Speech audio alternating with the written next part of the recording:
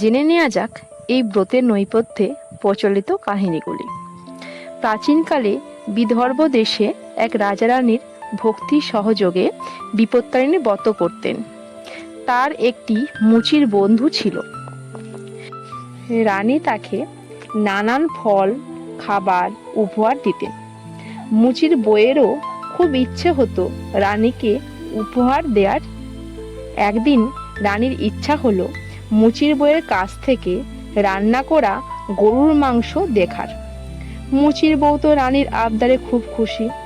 তিনি খুব যত্ন সহকারে গোমাংস রান্না করে লুকিয়ে রানীর কাছে আনলেন। রাজবাড়ির এক চাকর সেটি দেখতে পেয়ে সোজা রাজাকে গিয়ে নালিশ করে দেন। রাজা শোনা মাত্রই প্রচণ্ড রেগে রানীর ঘরে উপস্থিত হলেন এবং ঘোষণা করলেন, যদি আপত্তিকর কিছু থাকে তাহলে রানীর মুণ্ডুচ্ছেদ করা হবে। ভয় পেয়ে রানী আকুল হয়ে মা বিপত্তারিণীকে ডাকতে লাগলেন। মা বিপত্তারিণীর ভক্তের ডাকে সাড়া দেন।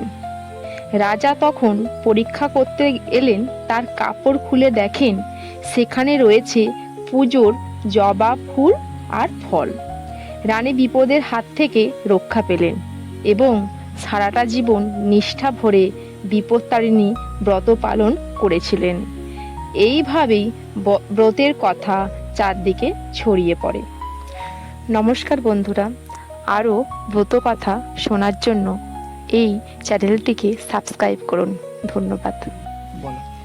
অন্য একটি কাহিনী অনুসারে বিদর্ভের রাজা সত্যদাসের পুত্র অলোকেশ একবার মৃগয়ায় বেরিয়ে ভুল করে পাশের রাজ্য অবন্তী রাজার মৃগয়া কাননে ঢুকে পড়ে।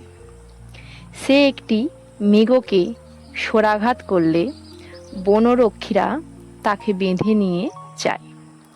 অবন্তীরাজ চক্রাধারের কাছে রক্তচক্ষু মহারাজ হেরিহা তাহারে আদেলিস রাখো গিয়া অন্ধ কারাগারে। খবর পেয়ে পুত্রকে বাঁচাতে বিদর্ভের রাজ তখনই ছুটে গেলেন অবন্তী রাজের দরবারে, কিন্তু রাজা তাকেও পাঠালেন কারাগারে। সংবাদ জেনে বিদর্ভের রানী রত্নাবতী ধুলোয় লুটিয়া কাঁদতে লাগলেন।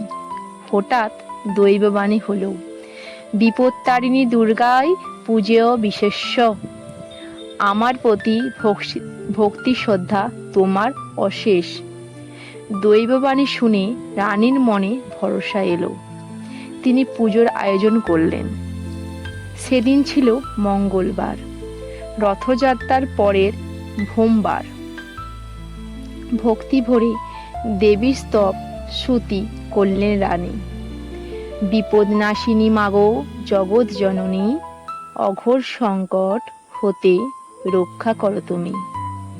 মা, তুমি মুখ না তুলে তাকালে এ দেহ আমি ত্যাগ করব। এই সংকল্প করে রানী দেবীর চরণে পড়ে রইলেন। রানীর বেদনা প্রাণে বাজল মহামায়া। সেই রাতেই রাজা চক্রধরকে দেবী স্বপ্ন দিলেন। সে যে মোর প্রিয় ভক্ত, জানো নাকি তুমি? তারে বন্দি রাখিয়াছ, দুঃখ পাই আমি। মায়ের ব্যথা দেবী অনুযোগ গলিয়া দিলে অবন্তী রাজের হৃদয়। সত্যদাসের সঙ্গে আত্মীয়তার বাঁধন স্বীকার করে দেবী প্রসন্নতা ভিক্ষা করলেন চক্রধর। অলোকেশের সঙ্গে কন্যার বিবাহ দিয়ে দুই রাজ্যের মধ্যে বিপদ মুক্তির স্বস্তির আবহাওয়া তৈরি করে।